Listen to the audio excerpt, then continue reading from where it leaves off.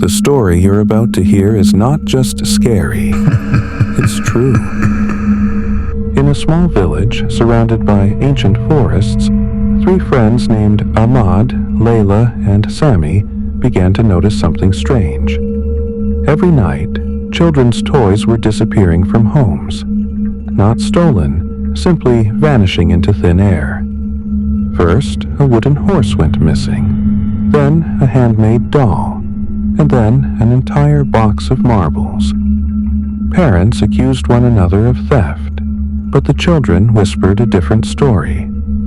They believed the toys were being taken by the Forest Fairies, ancient creatures who lived deep inside the old woods and fed on the laughter of children. One evening, as the sun dipped behind the hills, Ahmad found tiny footprints outside his window. They glowed with a soft blue light and were too small for any human. The footprints led straight into the forest.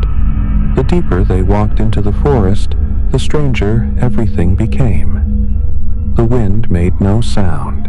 The leaves did not move, but they kept hearing whispers drifting through the trees, soft and echoing like distant children calling their names. Lila grabbed Ahmad's arm and said, "Someone is calling me." But when they turned around, no one was there. Glowing footprints appeared again on the forest floor, guiding them deeper. Sometimes the prints were small, like a fairy's steps, and sometimes they grew larger, as if the creature could change shape at will. After some time, Sammy stopped suddenly. In front of them stood a massive, twisted tree. Its bark was covered with thousands of carved symbols. Tiny drawings of toys scratched deep into the wood. Ahmad touched the trunk. It felt warm, too warm for a tree at night. Then the tree opened an enormous golden eye.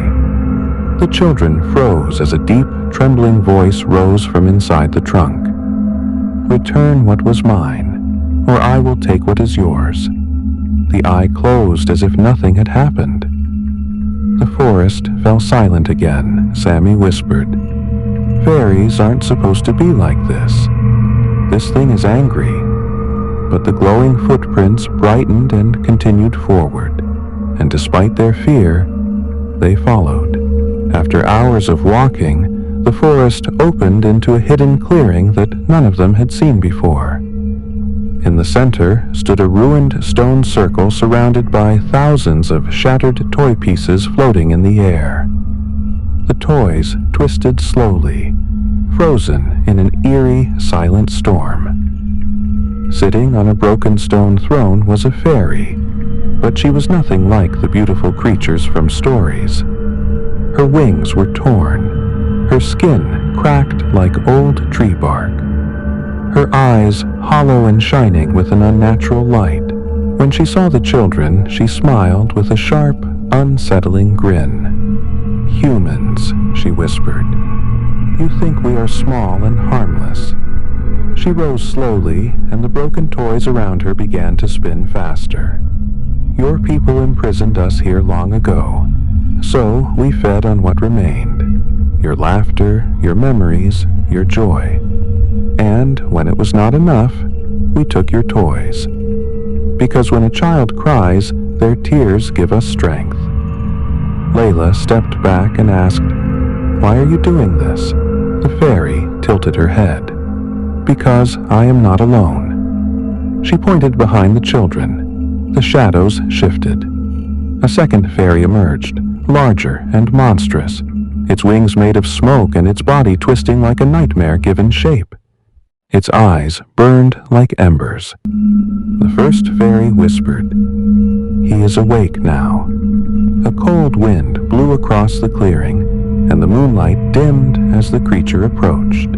The monstrous fairy stepped forward, each breath shaking the ground beneath them. Ahmad, Layla, and Sammy held one another, too terrified to move. The fairy queen extended her long, cracked hand toward Ahmad. "You entered our forest. You followed our trail. Now you must stay. Roots burst from the ground and wrapped around their ankles.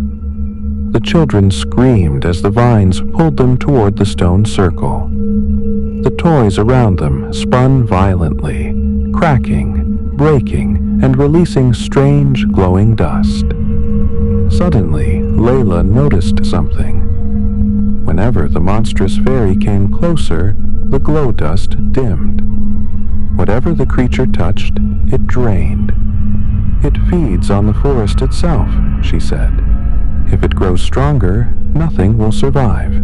Sami grabbed a sharp piece of broken toy and cut the vines around his feet. He freed the others, and the three of them ran toward the edge of the clearing. But the fairy queen screamed, and the trees bent inward, blocking their escape. "You cannot run from us," she hissed. The monstrous fairy lunged, but Ahmad noticed the ancient carvings around the stone circle. They were symbols of protection, old magic. He shouted, "Get inside the circle." They jumped into the stone ring. The monstrous fairy tried to follow, but was thrown back by a burst of light. It shrieked as its form twisted and shattered into dust. The queen screamed in rage and tried to enter, but the same ancient force pushed her away. The ground split open beneath her. Shadows wrapped around her body, pulling her deep into the earth. Her final scream echoed through the forest as she disappeared forever. The toys fell to the ground. The glowing footprints vanished, and the forest grew silent again. Ahmad, Layla, and Sami waited until sunrise before they dared to leave. As they stepped out of the woods, the village bells rang. Children woke to find their toys returned, repaired, and lying neatly outside their doors. The nightmare was over. But sometimes, late at night, Ahmad still hears faint whispers coming from the forest, reminding him that not all fairy stories have happy endings.